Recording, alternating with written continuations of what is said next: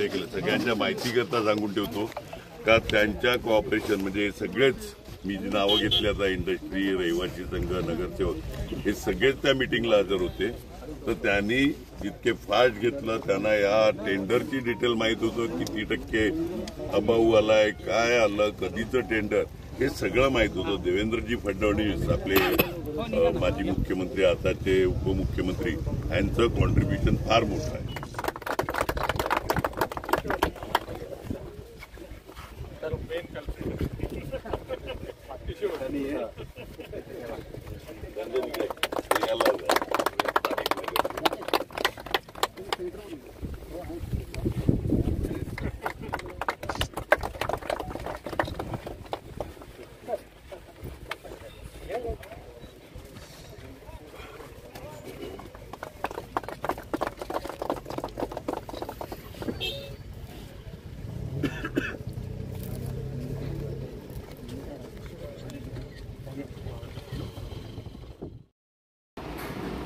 विरार चिखलडोंगरी येथील सबस्टेशन करताचे भूसंपादन अनेक कारणांमुळे रखडले होते.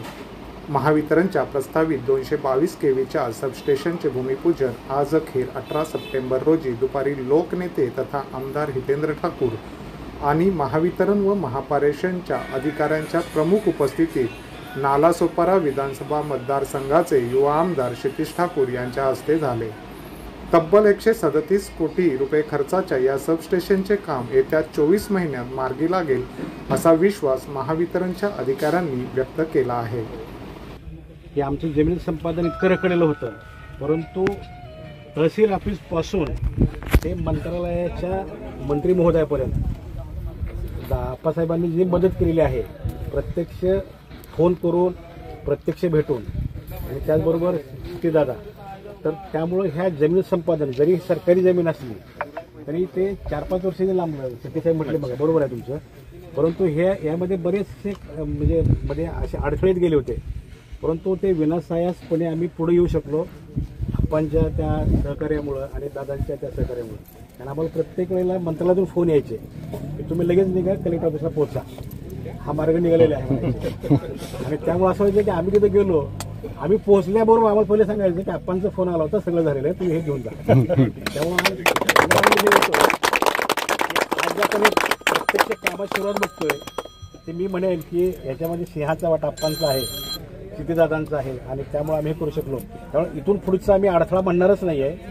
हा प्रकल्प आमचा जो काय आमचा शेड्यूलचा टाइम आहे 12 महिन्याचा, 24 लाईन धरून, तर तो अडथळा नाहीच आता आमच्यासाठी. ते आमच्यासाठी परवानगी आहे की आम्ही ते लाईन कोण टाकणार? लाईन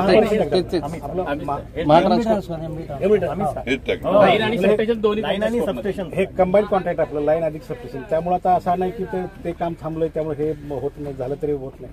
या ठिकाणी लाईन आणि सबस्टेशनचं काम एकत्रितपणे एमडी ट्रान्सफॉर्म लिमिटेड करत असल्यामुळं आणि निश्चितपणानं आम्ही पुढं काही जरी झालं तर आम्ही परत तुमच्या दारात येणार आहे, तुमच्याकडे परत येणार आहे. परंतु मला वाटतं की तुम्ही एवढा तर सुकर मार्क करून दिलाय की आम्हाला परत यामध्ये अडथळा कुठला येणार नाही आणि काम सुरळीत होईल अशी आम्ही ग्वाही देतो. फक्त जरी परत कधी मदत लागली तर परत आम्ही तुमच्याकडे येणारच आहोत आणि तुमचं सहकार्य घेणारच आहोत.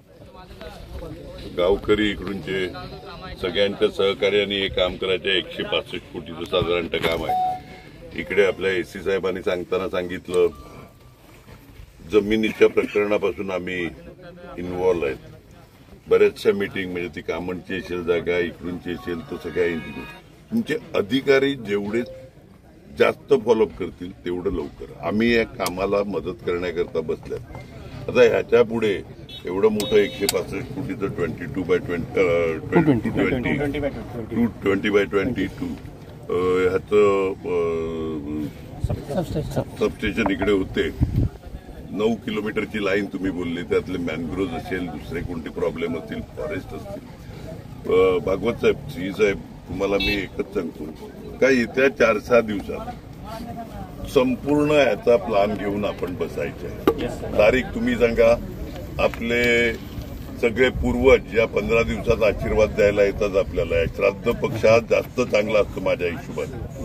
तर त्याच्यामुळे या 4 दिवसात तुम्ही कधी येतात, तुमची डायरी बघा. मी आहे विरारला, क्षितिज देखील इकडेच आहेत. त्याच्यामुळे आमचा प्रश्न आणि प्लस कॉन्ट्रॅक्टर आमची इकडूनची लोक तर लाईन तुमची ज्या पद्धतीने येतात त्याच्यात कोणते कोणते अडथळे आहेत आणि त्याला काय काय मदत पाहिजे ही डे वन पासून चालू केलं तर आपला 24 महिन्याचा काळ कदाचित वर्ष सव्वा दीड वर्षामध्ये आपण संपवू शकतो.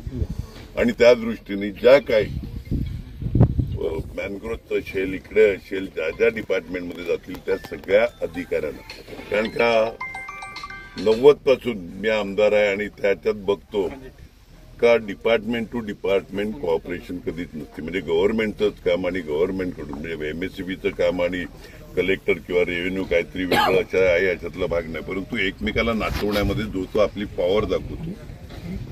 बरोबर आहे.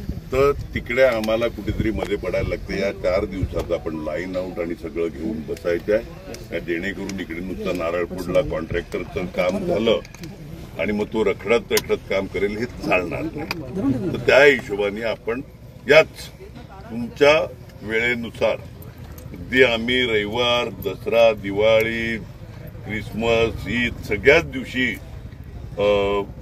आमच्या ऑफिसला असतो. तुम्ही रजेच्या दिवशी आले तरी आपण बसू. कॉन्ट्रॅक्टर तुमचे इकडूनचे सगळे अधिकारी मी माझी टीम बोलून घेईन आणि तिकडूनच्या कामाच्या हिशोबाने इकडून शुभेच्छा.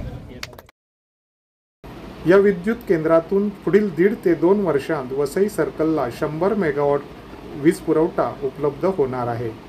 त्यामुळे वसई विरारची बहुतांश वीज समस्या निकाली निघेल असा विश्वासही यावेळी व्यक्त करण्यात आला. याशिवाय सोपारा वीज केंद्रात 100 मेगावॉट क्षमतेचा ट्रान्सफॉर्मर बसविण्यात आला आहे. पुढील महिन्यात अजून 50 मेगावॉट क्षमतेचा ट्रान्सफॉर्मर बसविण्यात येणार आहे. तसेच वसई पूर्वेला कामन, सुरक्षा स्मार्ट सिटी व विरार कोपरी येथे अजून सबस्टेशन येत्या 2 ते 3 वर्षांत कार्यान्वित होतील अशी माहितीही उपस्थित अधिकाऱ्यांकडून यावेळी देण्यात आली.